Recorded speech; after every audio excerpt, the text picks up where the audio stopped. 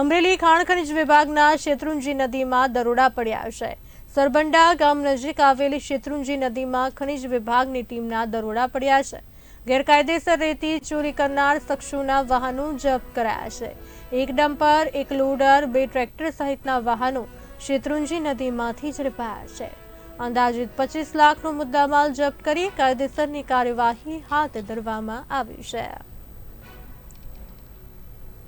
આપને જણાવી દઈએ, અમરેલીના ખાણ ખનીજ વિભાગના શેત્રુંજી નદીમાં દરોડા પડ્યા। સરબંડા ગામ નજીક આવેલી શેત્રુંજી નદીમાં ખનીજ વિભાગની ટીમના દરોડા પડ્યા હતા।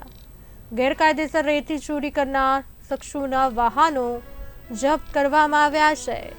જપ્ત વાહનોમાં એક ડમ્પર છે, એક લોડર છે, 2 ટ્રેક્ટર સહિતના વાહનો શેત્રુંજી નદીમાંથી ઝડપાયા છે।